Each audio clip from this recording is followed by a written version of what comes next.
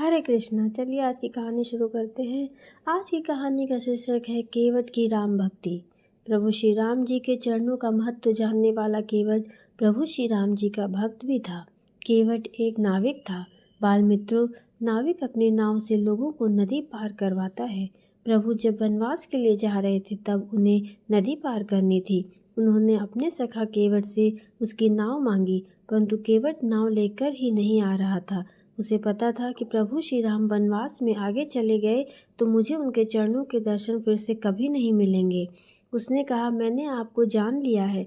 सब कहते हैं कि आपके चरण कमलों की धूल कोई जड़ी बूटी है जिससे पत्थर भी मनुष्य बन जाता है।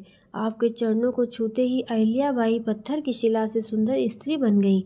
मेरी नाव तो लकड़ी की है, लकड़ी पत्थर से कठोर तो होती नहीं। मेरी नाव भी आपके चरणों के स्पर्श से स्त्री बन जाएगी। यदि मेरी नाव भी स्त्री बन गई तो मैं अपना काम कैसे करूँगा?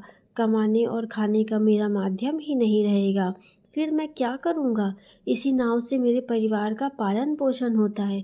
केवट ने आगे प्रभु श्री राम जी को प्रार्थना की, हे प्रभु, यदि आप पार जाना चाहते हैं तो मुझे पहले अपने चरण कमल धो लेने का अवसर दीजिए। हे नाथ, आपके चरण कमल धोकर आप लोगों को नाव पर चढ़ा लूँगा।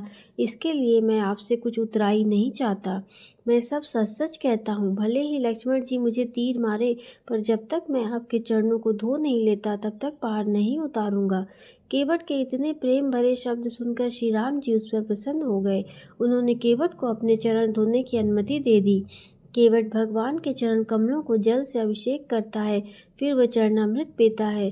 बाल मित्रों, केवट की प्रभु श्री राम के प्रति यह पास सेवन भक्ति है। इससे हमें सीखने को मिलता है कि भगवान के चरणों में शरण जाएं तो भगवान भक्त की हर मनोकामना पूर्ण करते हैं। तो यहीं पर हमारी कहानी समाप्त होती है। मैं आशा करती हूँ आपको कहानी अच्छी लगी होगी। तब तक के लिए आप सभी को हरे कृष्णा, राधे राधे।